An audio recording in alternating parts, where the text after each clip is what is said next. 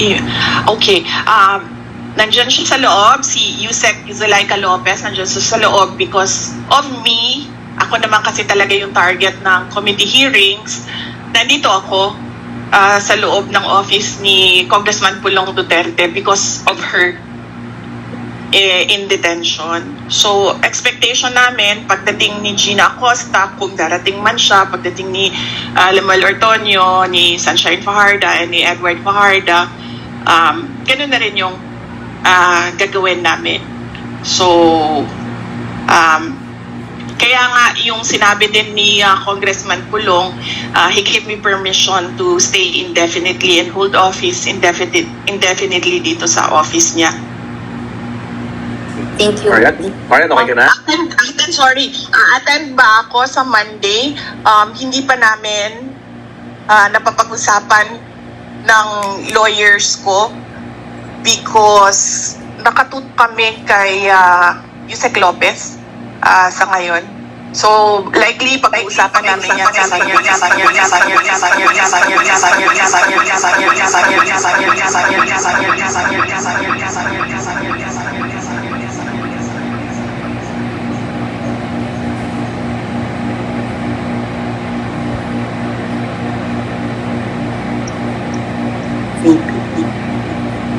Thank you po. Pwede po last one, sorry. VP, you mentioned about your plans spending Christmas and New Year with kung sino pa po yung mga darating. Pero clearly po, ang panawagan po ng komite ni Speaker Romualdez is dumalo na po kung, una, yung apat po sana, no, na una na pong na-contempt. Kung dumalo lang po sana sila, they can actually terminate na po, no, yung hearing kung maraming may makukuha na po kasi na information, lalo na po doon sa mga SDO, Specialist Bursing Officers, sa sila Fajarda and si Acosta. So sila po yung parang pinaka na-mention na pinakailangang mga tao. And si Speaker Romualdez even said yesterday po sa Amrish na he was reacting about your sentiment na nadamay po, no, naawa po kayo sa inyong mga opisyal dahil nadadamay po sila dun po sa nangyayari and yung pagpo-persecute nga raw po sa inyo. So, ang hamon po niya, kayo na po mismo sana yung dumalo po sa pagdinig at sumagot po dun sa tanong ng mga mababatas tungkol sa confidential fund. Ano po yung date niyo? Kasi for them, hindi na po ito kailangan pa sanang tumagal kung i-urge po sana natin itong mga Marian, official. can you wrap up your question? Kung if we just urge po itong ating mga officials. Marian, can you wrap up your question? Yun lang po, ma'am. Can you comment on that? Hindi na po ito tatagal kung papuntahin nyo na po itong apat na officials nyo and kayo po mismo sana ang sumagot para matapos na raw po itong issue. Okay, sige.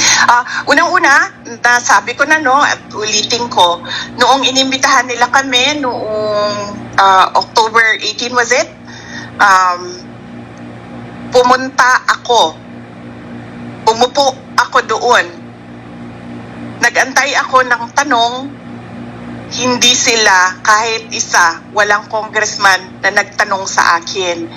And because I felt na sayang yung oras ko na nakaupo doon, na walang nagtatanong sa akin, nagpaalam ako ng maayos, pinayagan ako ng maayos, nagpapasalamat ako na umalis. So, I am not at their beck and call na tatawagin ka, pauupuin ka doon, gagamitin yung buong araw mo, yung buong oras mo, tapos lang itatanong sa iyo. Diba? Kami may respeto kami sa oras nila, dapat magrespeto din sila sa oras ng mga resource persons na tinatawag nila, tapos umuupo doon nang wala namang tanong. Okay? So, I do not understand saan nanggagaling yung sinasabi nila na hindi uma-attend, hindi sumasagot. Umupo ako, walang tanong. At ang next is, ako na daw dapat ang umupo doon at sumagot, sabi ni Martin Romualdez. Unang-una, I did not vote for Martin Romualdez as congressman. Kung taga-Tacloban man ako, hindi din ako boboto sa kanya as congressman. I do not give him my trust and confidence as congressman. I did not vote for him as Speaker of the House of Representatives. Diba? So, kilala ko siya as Martin Romualdez, but I did not vote for him for congressman and speaker. So, wag niya akong pagsabihan kung ano yung dapat kong gawin. And then, doon naman sa apat, lagi kong inuulit-ulit yan. Hindi ako yung uupo doon, sila yung uupo doon, sila yung iinsultuhin, sila yung pabastusin, sila yung mamaliitin. So, kailangan yung tao ang mag-decide, kakayanin ko ba ito o hindi? Kung kakayanin ko ito, pupunta ba ako o hindi?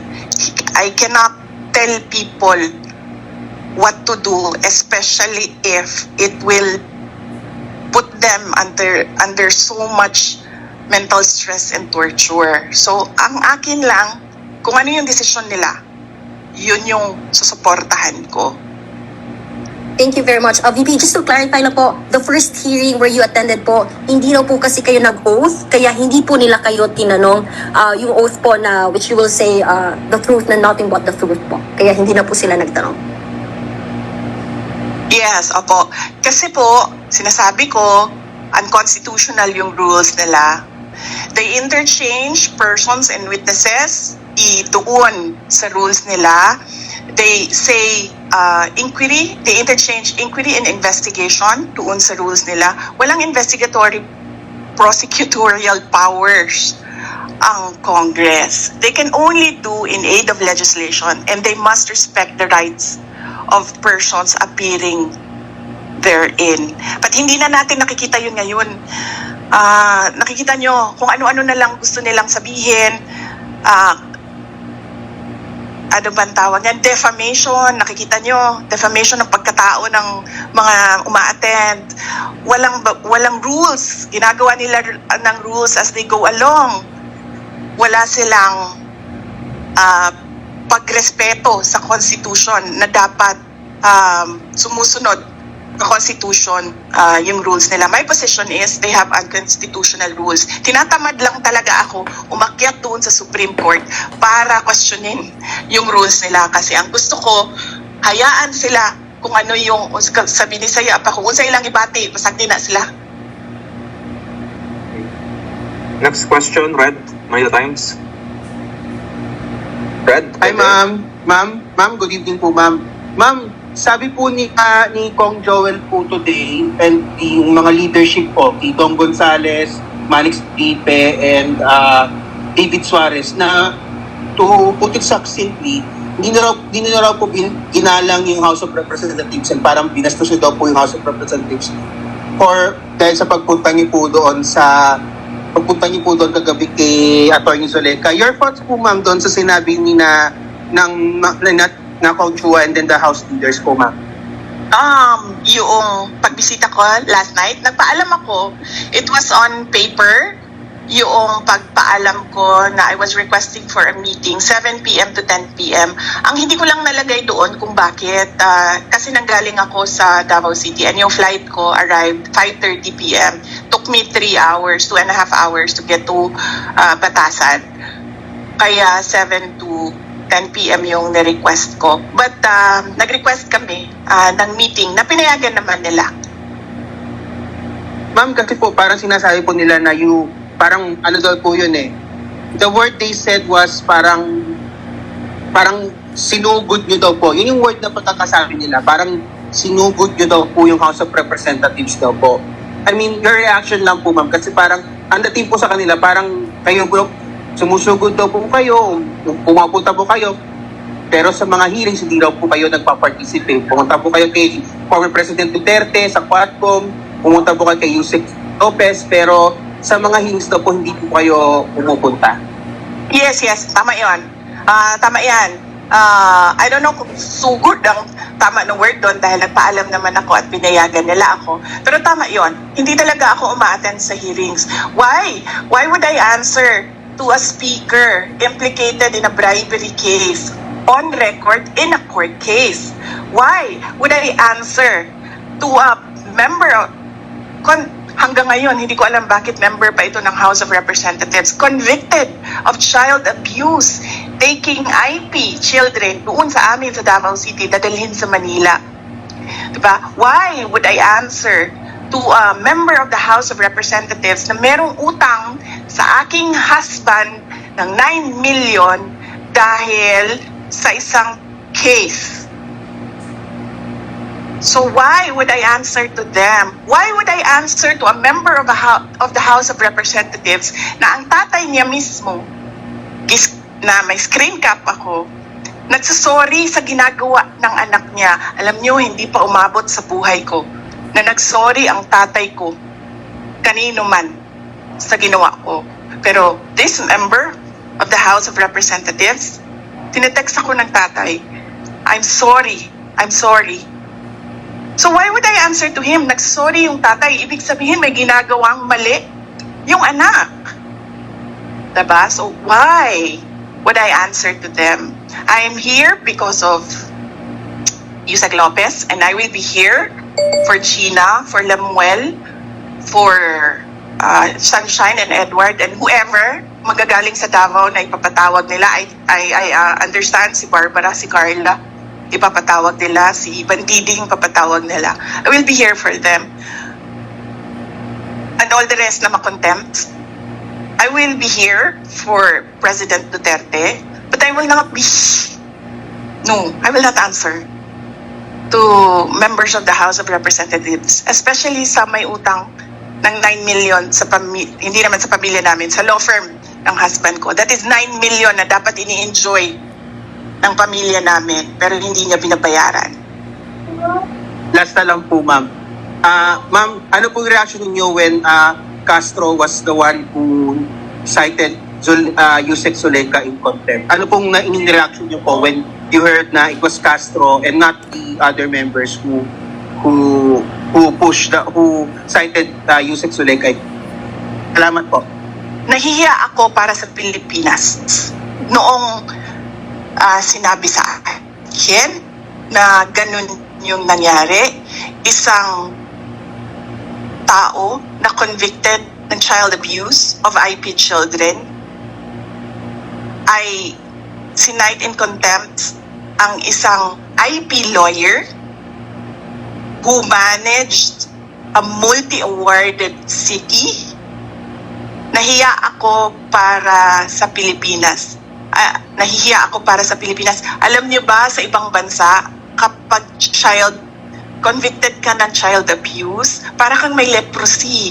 Walang lalapit sa iyo. Walang tatanggap sa iyo sa trabaho. Mas mataas pa ang mga taong may leprosy kesa sa mga taong convicted ng child abuse sa ibang bansa. Pero dito, sa ating bansa, ang isang tao na convicted ng child abuse, may power. Saan ka nakahanap ng ganyan? Nahihiya ako as a Filipino na ganito ang ating House of Representatives. Yun lang po, ma'am. Thank you. Okay. Next question, Jason, SMNI. Hi, ma'am. Ma'am, naririnig po ako? Yeah, clear. Parang clear. Yes, ma'am. Yes, Jason. Yes, ma'am. Marami po sa ating mga kababayan po, ma'am, ang pumalag sa ginawa po ni Castro. Kung babasahin niyo po ang social media, pumalag po sila doon sa pag-cite in contempt kay Attorney Lopez. And they said po na there is grave abuse of power.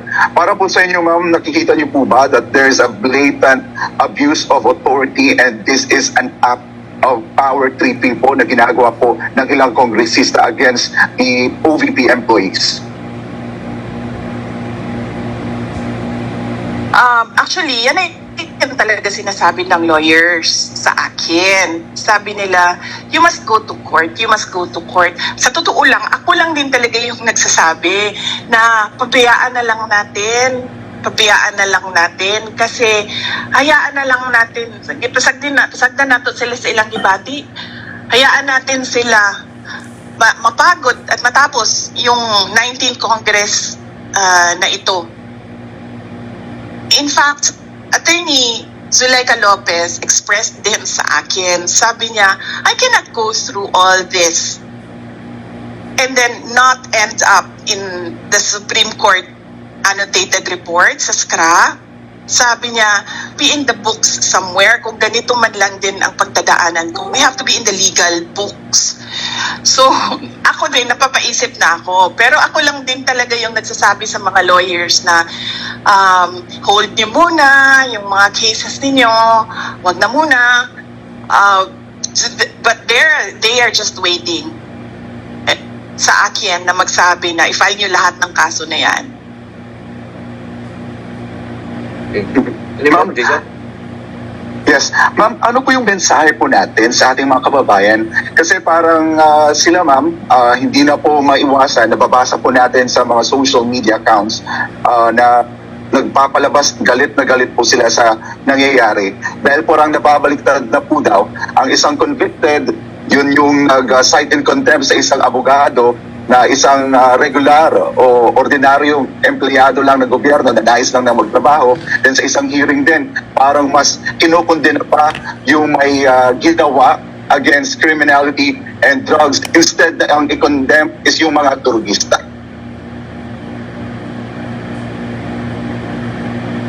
Oo, sa totoo nga, yun din ang sagot ko as kanina, no? Sabi ko nahihiya ako para sa Pilipinas. Kasi ganito yung nakikita natin sa House of Representatives natin. And naiintindihan ko yung galit ng mga tao.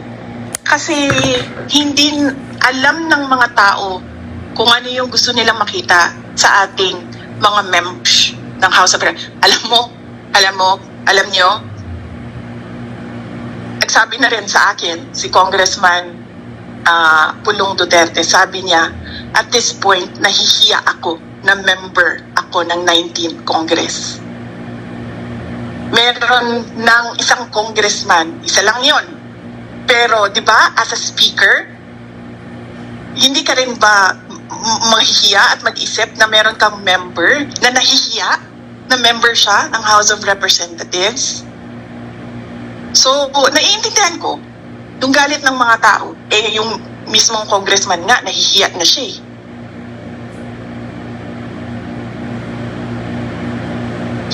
Jason? Yes, ma'am. Last question na lang po.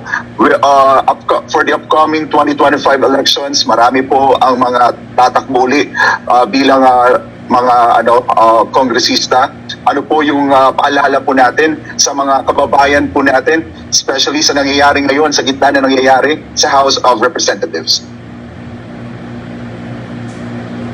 Yes, oo. Unang-una,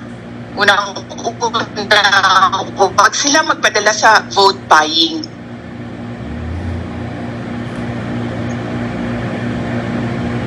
Unang-una, wag sila magpadala sa vote buying.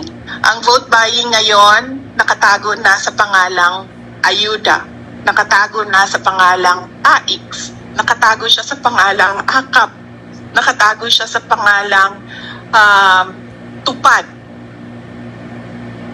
So, unang-una, pera nyo yan, pera yan ng bayan, tanggapin nyo yan, hanapin nyo ang buong amount doon sa voucher kung ano daw saan ang natatanggap ninyo.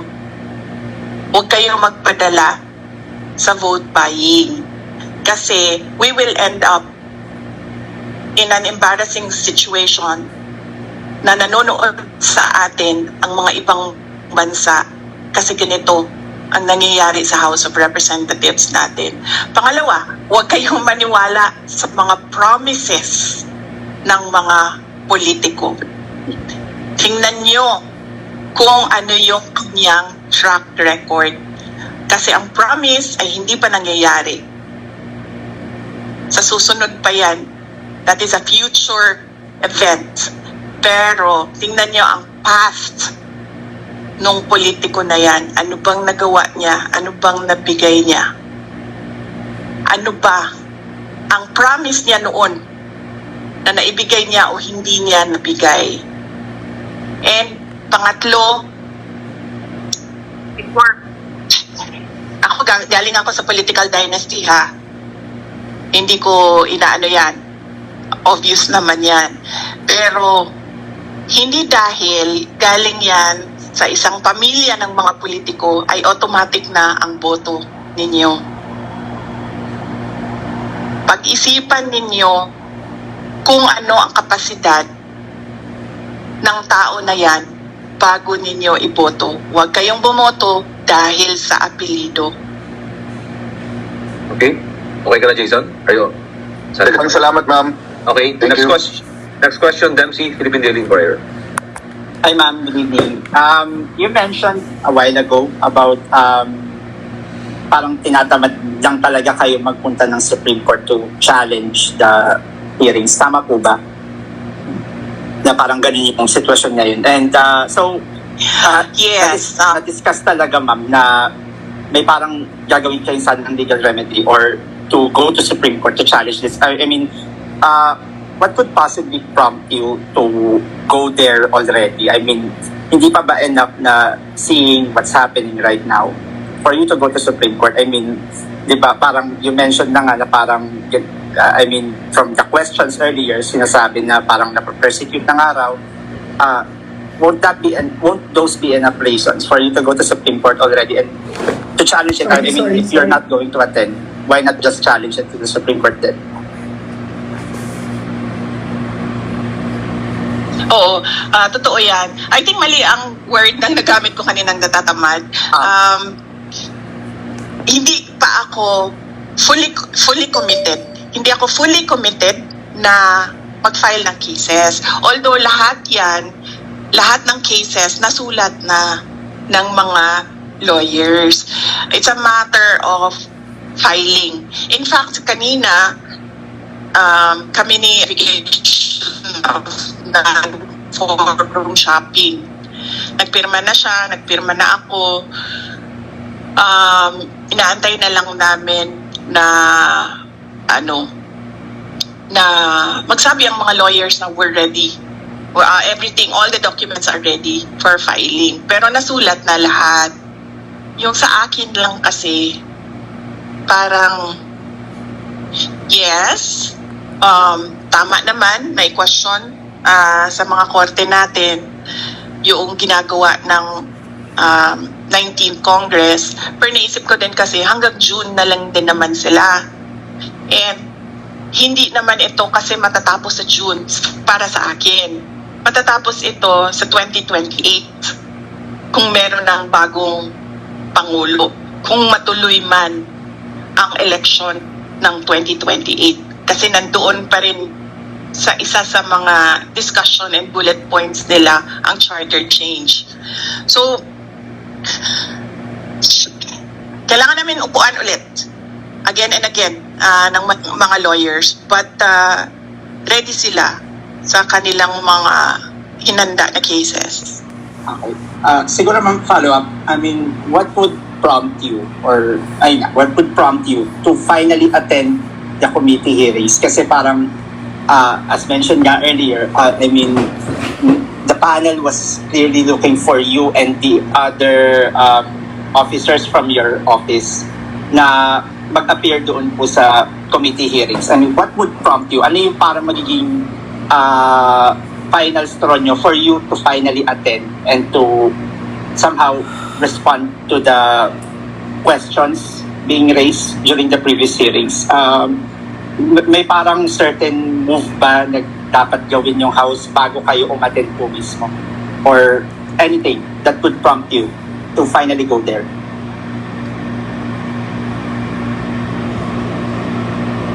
I think the most that they can do is kung ano yung ginagawa nila sa amin ngayon. Diba? Dinedetain nila yung mga OVP personnel. So, yan na lang. Kanina may meeting kami ng House Sergeant of Arms. Pinapaalis niya ako dito. And then sinasabihan niya ako, because we have to put extra security because the Vice President is here. And I told them, sir, I am not your security problem. Kasi meron namang akong sariling security. Bayad din naman yan sila ng gobyerno para bantayan ako. So let them be na magbantay sa akin. So you don't need to worry about my security. At sabi ko sa kanya na sabi niya, hindi, kasi baka may mangyari sa iyo dito sa loob. Sabi ko, sir, isa lang naman ang gusto pumatay sa akin, si Martin Romualdez. And I don't think gagawin niya yan dito sa loob ng House of Representatives. Gagawin niya yan doon sa labas. So siguro, harm to the safety and security of OVP personnel? Yan lang ang maisip ko ngayon, top of mind answer. Okay. Siguro ma'am, last follow-up na lang. You said na si Martin Romualdez lang ang may gustong pumatay sa inyo. What made you say that? Oh, because I know him, di ba? From the short time na nagkasama kami. I'm a good judge of character. Mabilis ako maka-assess ng isang tao. Okay po. Nagkasama kami sa kampanya. And I'm no psychologist, pero that man has so much baggage and insecurities sa buhay niya. Okay. Yun na ma'am. Thank you. Okay. Okay, thank you, Dempsey. Next question, Kat Domingo, ABS-CBN. Kat? Kat, are you there? Good evening, Vice President. Ma'am, during your first few press conferences with us, you mentioned that merong triumvirate or triangle power, something like that. And you mentioned na sa susunod na press conference nyo na babanggitin, particularly some details about the House Speaker and the First Lady. May we finally know ano po ito, ma'am? Sit in. Well, yes, dinidiscuss namin yan kagabi, no? Diniscuss din namin yan kagabi. And kasi, mame-mention ko yung pangalan ng First Lady doon sa mga sinasabi sa hearing. And, alam mo yon, ang gusto lang naman namin kasi lahat sa Office of the Vice President ngayon, magtrabaho. In fact, kung makita nyo doon sa loob, if you're allowed to visit Yusek Lopez, isang buong malaking plastic box ng documents ng trabaho ang ginagawa niya. Ganun din ang gusto ko, that I be allowed to attend my events and go around to talk to the people. Yun lang ang gusto namin. Kaya sinasabi ko, kung pwede sana sagutin ko yung mga tanong doon about sa committee hearings sa ibang araw, because I'm waiting for them to push it para makasagot ako. Sa ngayon kasi kulang pa para sa akin kulang pa. So I'm waiting for them to push it para ako magsalita. Hindi ako nagsasalita ngayon kasi ang gusto ko nga ituloy na lang nila yung hearing nila at tapusin nila kung kailan nila tapusin para makabalik na kami sa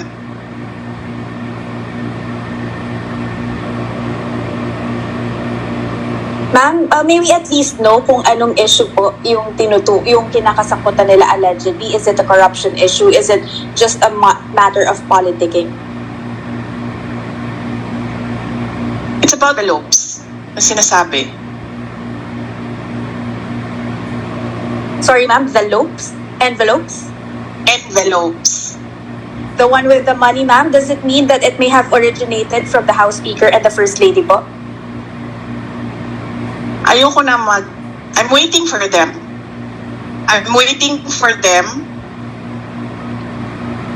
Na umabot sila doon.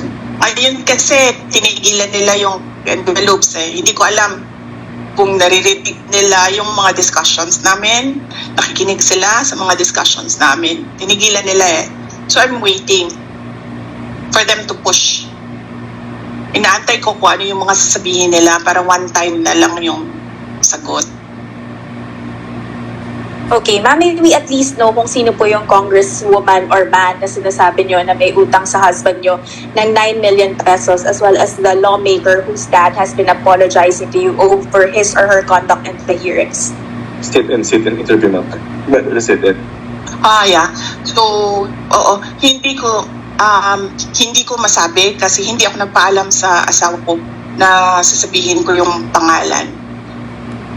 Kukunti lang naman yan sila nandiyan sa Committee on Good Governance. Hanapin nyo yung may mga kaso Tapos, kukunti lang din yan sila dyan na may tatay na politiko. So, by process of elimination, madali nyo lang mahulaan kung sino. I'm sorry, Thank you po. sandali lang ha. Hindi Sige ko po. exclude na natin si Franz Castro. Hindi yan tatanggapin na kaso ng husband ko. Okay, salamat po. Okay, next question after Ms. Kat. Glenn Huego, DZWB, Jemmy Superadio.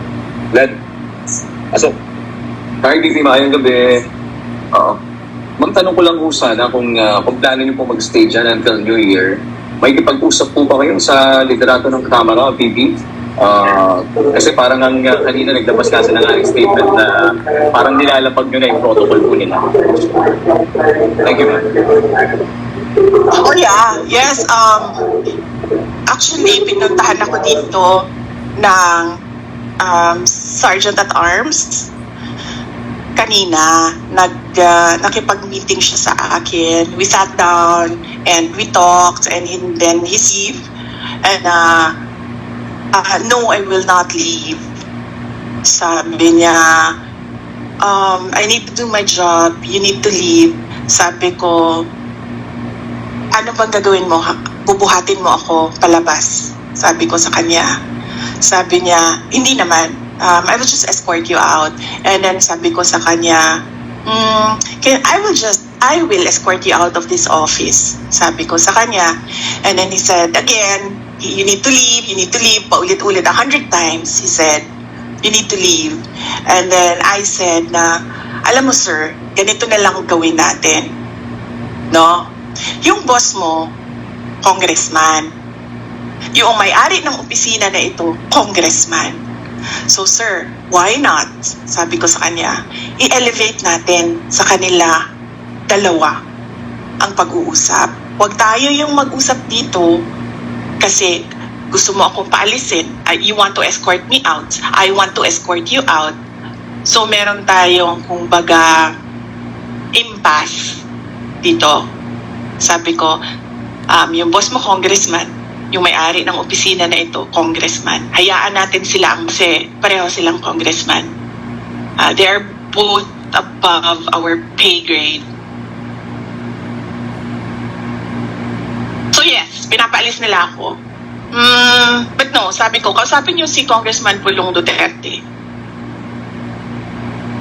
Thank you, ma'am. Thank And you. then I told them as well, sabi ko, sir, dagdag ko lang, I told him as well, sabi ko, sir, alam mo, kami sa Office of the Vice President, sa opisina namin, meron talaga kaming guide for austerity measures, kung ano yung dapat gawin to save government funds. Isa yun sa pagpatay ng kuryente.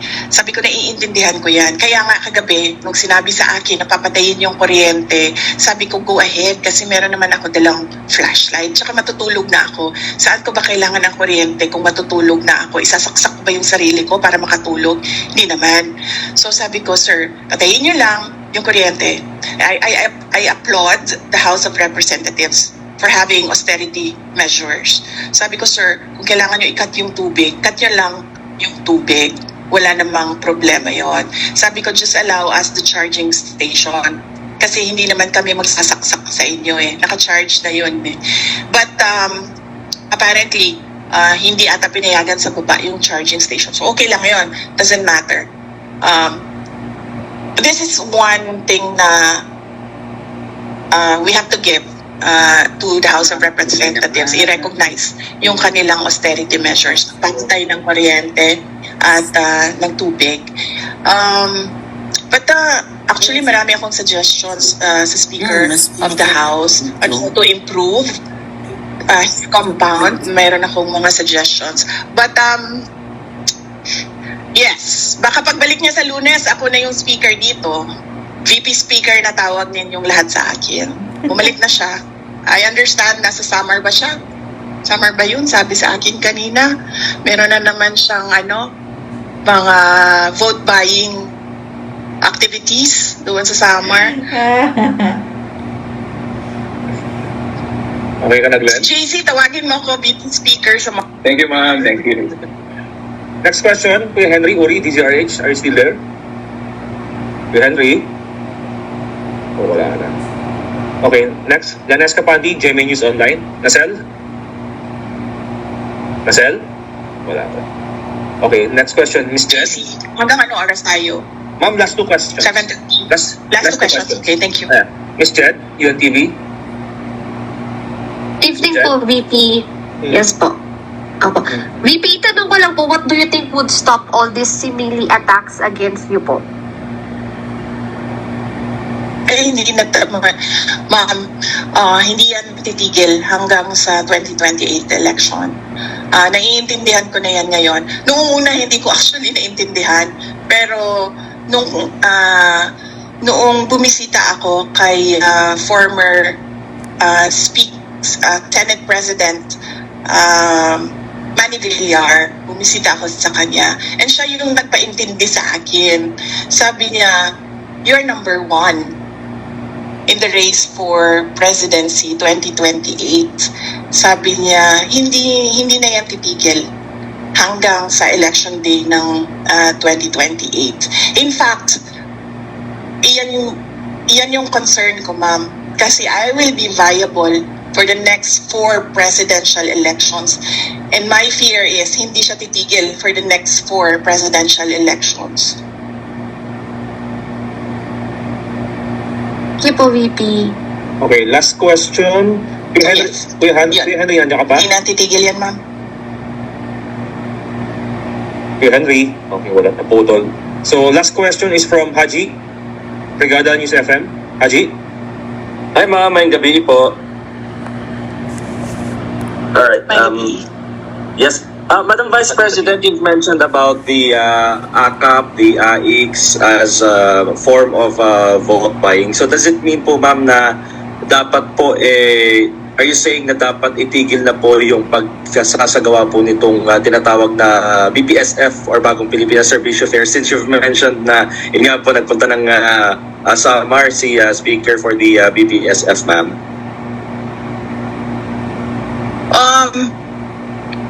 Well, yes, that is a matter, no, na dapat pag-usapan ng executive department.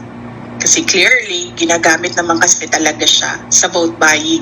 In fact, noong nakaraang barangay elections, meron akong kausap na isang member ng House of Representatives. And then tinatanong ko siya, sabi ko,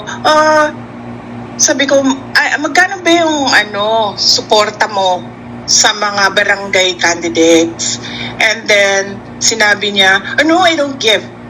Binibigyan ko lang sila ng allotment ng wala pang AKAP on eh. Binibigyan ko sila ng AIX and tupad.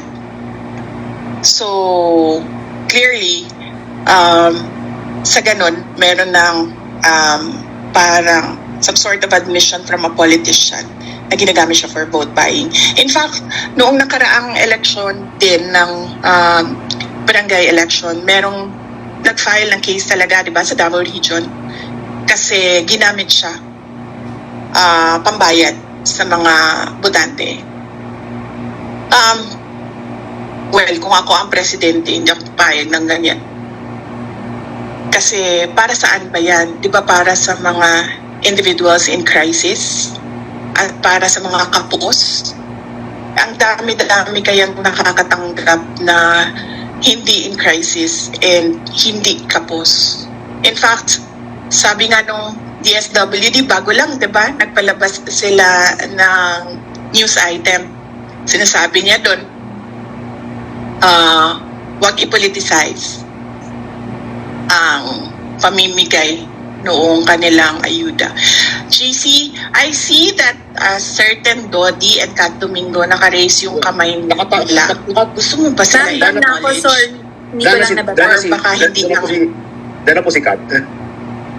Kat is done. Okay. Dodi? Okay.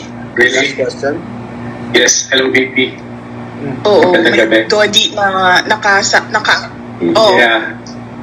Okay, so citizen lang ako, average citizen, average voter. So, obviously, hindi naman talaga in aid of legislation yan. Tama kayo, VP. And para sa akin kayo yung kauna-unahang nabuto si BBM. Election pa lang, alam natin, may 2028, kung sino yung susunod, and alam natin lahat kung anong gagawin yung mga yellow and left para ma-prevent yan. Pero look at us now. Ngayon sa bansa natin na nagiging voice of reason, ito mga left. Mga left, something is wrong. Diba? Ngayon ko lang, ma'am, is hindi naman seryoso, pero you think may sibling rivalry itong si Senator Ivy at BBM? Kasi ini-expose at na-expose tuloy yung leadership ng kapatid niya. Yun lang, ma'am.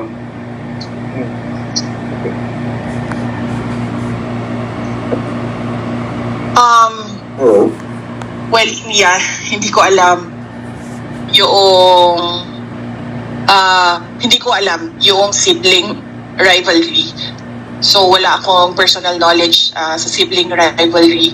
I can only answer for sa pamilya namin, sa Duterte family. Kaming magkakapatid, wala kaming sibling rivalry. Okay, thank you, ma'am. Thank you, Sir Dodi, Yeah, thank for you. pointing that out. Thank you. Dapat lang po. Oo, Ma'am, for pointing out na ano. ma'am, may last follow-up si Haji from the Brigada News FM. Haji, Yes, JC. pasok nyo na yun. Haji, your last follow-up. Okay. Opo, yes, Madam Vice President.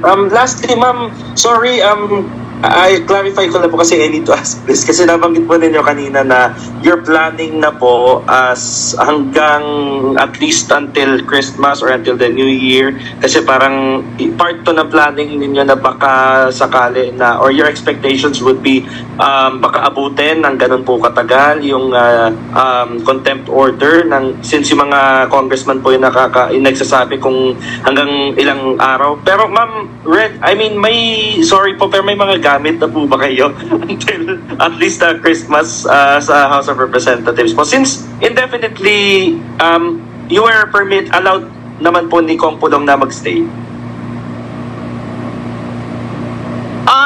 Yes, meron akong gamit dito.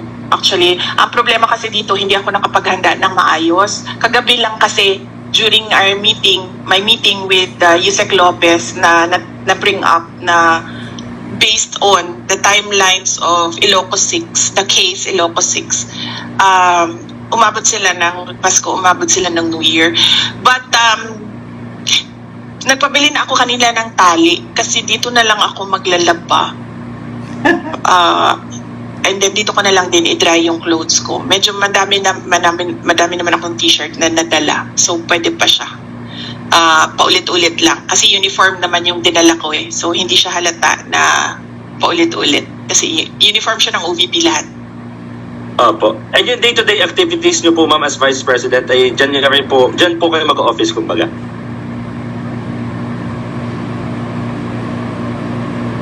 Yes, kanina I did a Zoom meeting. Si Yusek Lopez din, binigyan na namin siya ng Wi-Fi so she can do the Zoom meetings. Actually sa sa OVP, karamihan online meetings kami, karamihan doon. Bihira yung in-person meetings namin. Doon naman sa mga na-cancel na mga activities, ang ginawa namin ay gumawa kami ng mga video messages. Ginawa namin kanina, 3, and then we have pending 17 video messages that we will do in the next 2 days. Dagan kayo, salamat, ma'am. Okay. Okay, that wrap-ups our Thank you. press briefing for the JC. Madam VP, sorry po. Meron pong one question lang from one vlogger po, PJ Galbot po. Baka pwede po natin i-other this na. PJ Galbot po. PJ, are you there? Oh, yes. Opo, sige. Sa vloggers tayo? Okay. PJ? Andiyan po ba siya? Or kung hindi po si EJ, si MJ Gambao, is he here? Si MJ, do you have any questions for the Madam VP?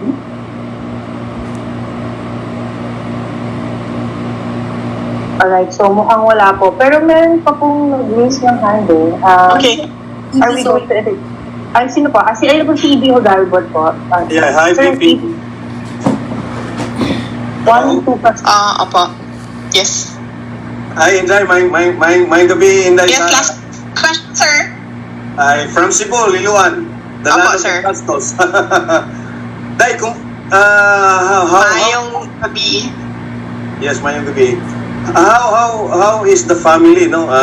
Your husband, Mans, and the children, and PRRD dealing with what has been going on for the last 24, almost 36 hours na with you there in the house, and your plan actually to stay there for a while until about after the new year of 2025.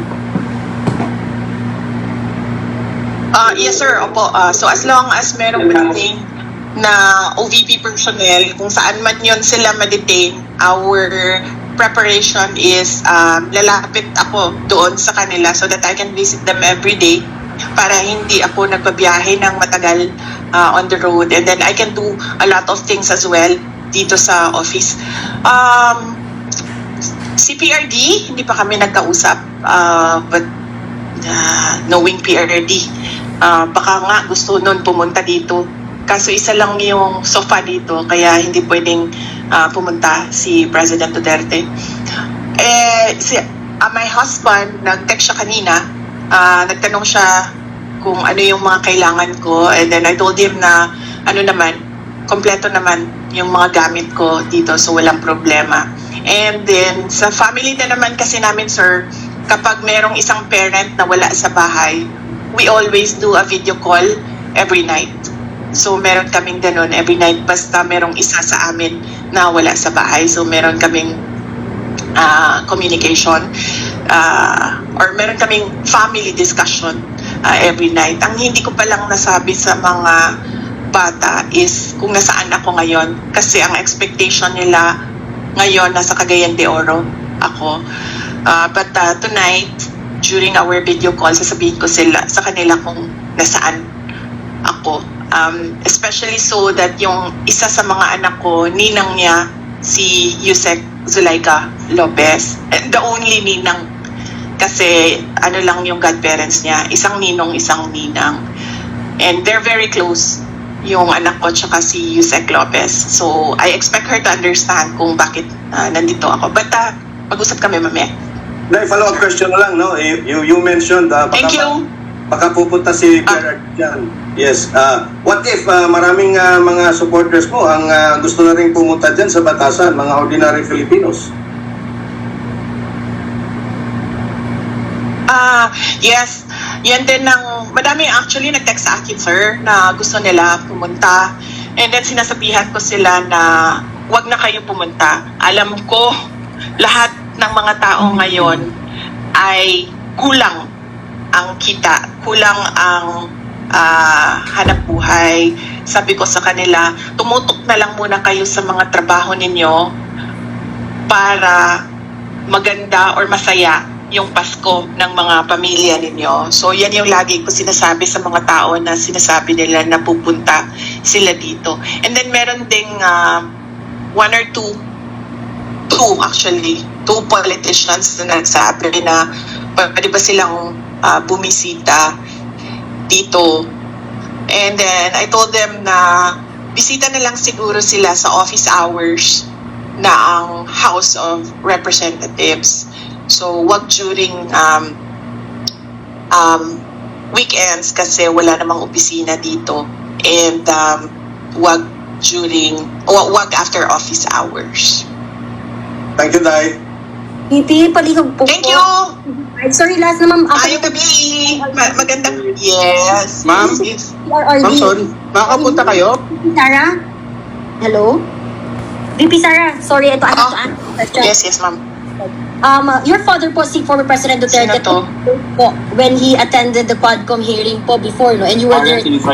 Opo. So, si PRRD po, he took the oath po when he attended the Quadcom hearing tungkol nga po dun sa EJK po nung patay sa kanyang drug war.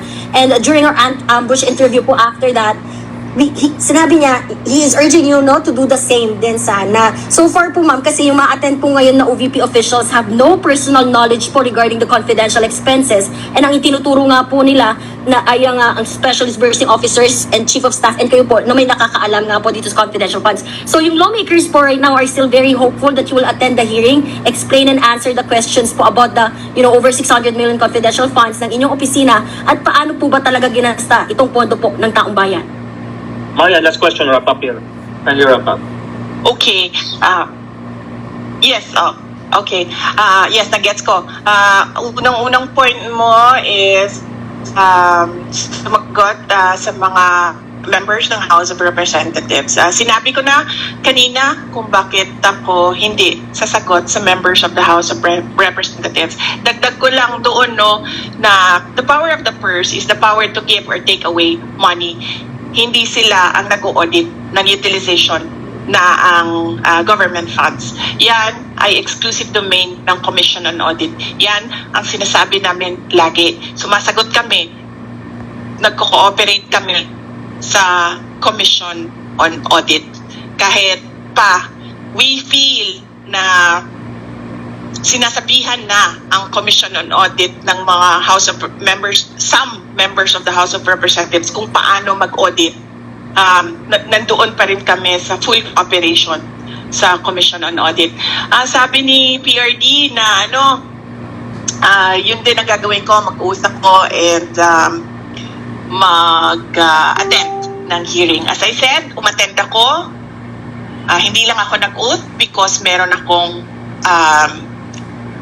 objection sa unconstitutionality ng rules ng House of Representatives. Pero in an inquiry in aid of legislation, does it matter kung may oath o wala yung tao? Nandyan yung tao as a resource person. You're there to ask them information para makakraft ka ng batas. So, does it matter kung naka-oath siya or hindi? Kasi pwede mo, you as a legislator, you have to sift through all the pieces of information that were given. Diba? Hanapin mo ano ba ang dito relevant, ano bang hindi relevant para ka makagawa ng batas. Pero hindi naman kasi ganun nang nangyayari. Ang ginagawa nila, they're taking on the role of a prosecutorial investigation. And pagdating naman kay PRD, he's already a former president. So, sabi nga niya, di ba, huwag kayo maniwala sa akin kasi vice president lang ako. Hindi ako maniniwala sa kanya kasi former president siya. Hindi naman siya incumbent president. Alright, I think that's it, no? Ma'am, okay na po ba? Thank you! Maraming salamat po. Salamat! Bye-bye. Thank you! Thank you po. Thank you, Ingat po kayo. GC. God bless Thank po you, kayo. Pebbles. And Thank thank you, DDS communications team. Ingat po kayo. Ingat po kayo. Salamat po. You can leave the room na po. Salamat.